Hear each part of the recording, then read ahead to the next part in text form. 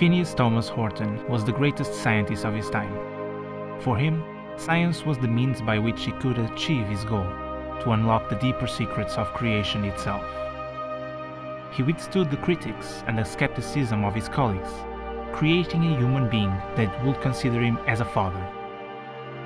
In his first moments of consciousness, something unpredicted occurred, and this being had an incendiary reaction to the contact with air.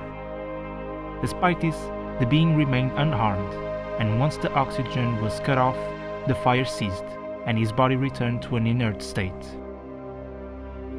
Phineas Horton was like a modern-day Prometheus, stealing fire from the heavens and handing a human torch down to man.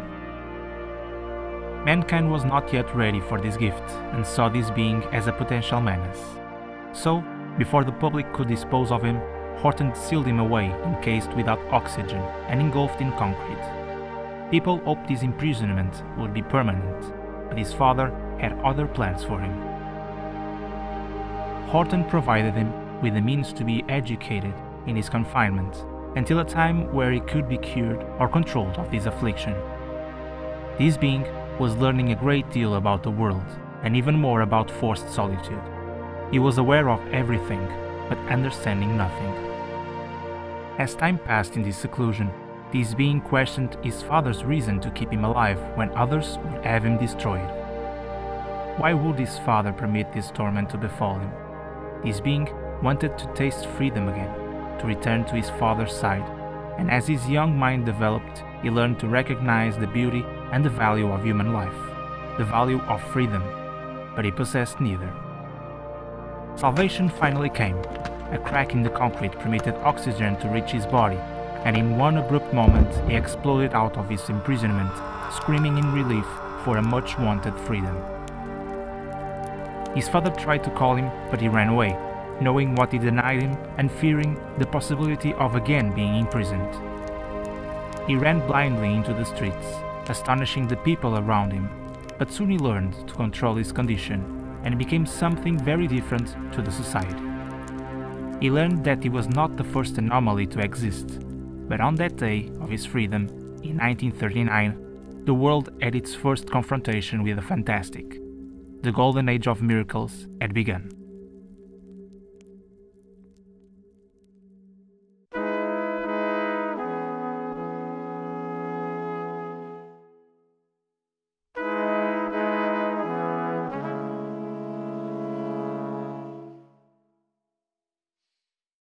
It's 1939.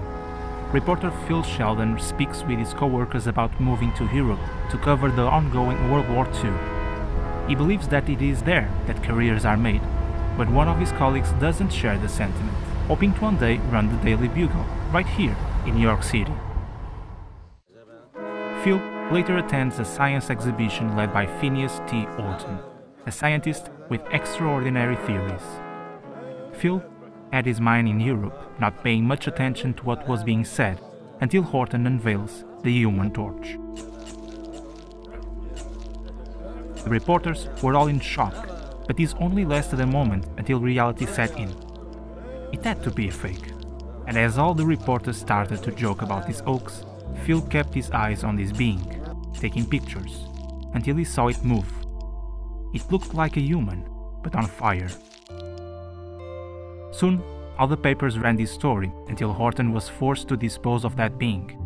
Phil felt sorry for the scientist, and he heard later that Horton ended up burying it.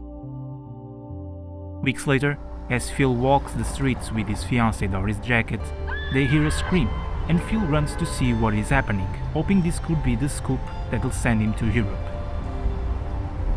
He rounds the corner and sees the Human Torch walking through the streets as the people gasp and scream with fear and awe. The people on the streets soon go from awe to dismissing what they just saw. They couldn't comprehend what they had seen, but Phil had seen it twice by now. A while after this incident, Phil sits in a diner and his fiancée runs in telling him that she saw an eerie-looking naked man confronting the police. He had a bandaged girl that the police said he kidnapped from the hospital. She continues saying that the police shot him, but he was impervious to the bullets, and he picked up a police car and threw it at them, before swimming away. Some people in the diner respond with disbelief at what Doris is telling, but Phil comforts her, believing in her. But marvels among them didn't hide for long, and soon New York City was exposed to their exploits. One night, in a cafe, Phil listens to his friend discuss an article about the Human Torch, expressing his frustration at these heroes that make regular people look like pikers, saying that he'd like to lock them up and throw away the key. However, the Human Torch is sitting right next to them, overhearing everything. He reveals himself and walks out of the restaurant, a burned hole in the glass window, smoking in his wake.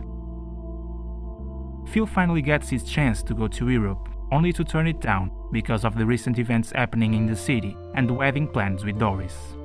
There had been mystery men before, but this is different. These new creatures are more than human, and Phil worries how he can be a husband and maybe a father in a world where at any moment a monster could come crashing down his wall. In the late spring of 1940, Phil and his colleagues are called to follow the destruction wrought by Namor and the Human Torch as they fight one another.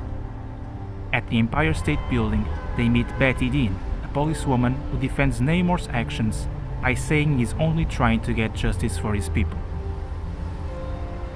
They run after them, trying to get a glimpse of the fight, until they catch up with the Marvels and watch from a distance as the Submariner blows out the Torch's fire, letting him fall from the Statue of Liberty, but Phil and his colleagues miss the Torch's escape. They continue the hunt to Radio City, where Namor took control of a television studio to broadcast a warning to the Human Torch to stop following him or suffer the consequences. But when Phil gets there, all he finds is scarred employees, wrecked equipment, and holes in the walls. The reporters keep listening to the news for more information, and eventually they get a tip from the police and follow Namor and the Torch to Torpe Chemical Works, where they find the two Marvels who appear to have sorted out their differences with the help of the policewoman Betty Dean. Just like that, it was over. No reprisals, no punishments, and the next day dawned like nothing had happened, and the people put their back into repairing the damage. Phil meets with Doris and they go for a walk. He tells her it's better to postpone their wedding until this is all over.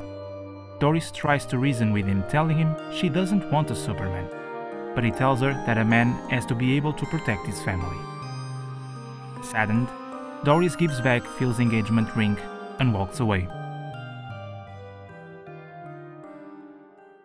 A year later, the streets of New York are buzzing about the super soldier Captain America. At the Department of the Army, nobody admitted to knowing anything, but Phil knew they were hiding something. The super soldier owned the headlines. The old people hoped the captain could overthrow Hitler, the girls admired his looks, and the young man aspired to help in the war alongside him. He was as much a marvel as the Submariner or the Torch, but no one was scared of him or considered him a threat. He was one of them, their own personal American champion. Later, in a movie theater, Phil finds Doris on a date with another man. A news release is shown about the Submariner and the Human Torch working together in the war effort. The theater falls silent with wonder, and when it's over, everyone cheers. The Submariner and the Torch have fought warmongers before, but not so publicly and never together. Overnight, the Marvels were praised by everyone.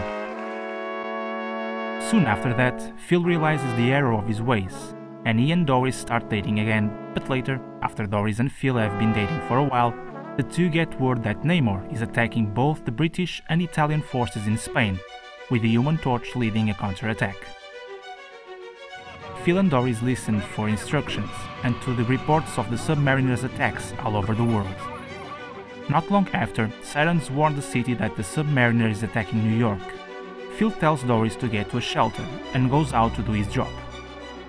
While the rest of the residents flee to shelters, Phil and Iggy run out into the chaos to report the situation. While running up to the roof, Iggy suggests the two remain on a higher floor with barred windows, but Phil tells his colleague that he is through with hiding and goes up to the roof. As he reaches the top of the building, Phil witnesses a massive tidal wave engulf the city.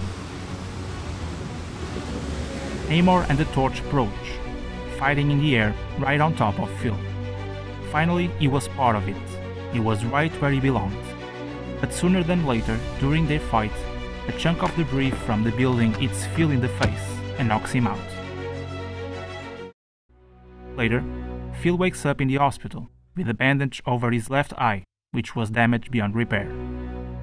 Reparations were being made, and the Submariner was on the side of the Angels again.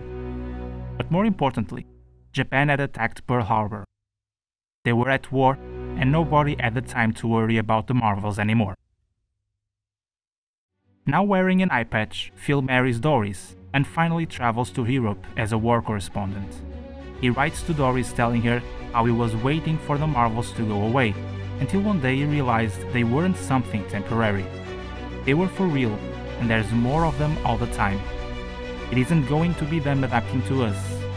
The world has changed, and no one knows what the future brings.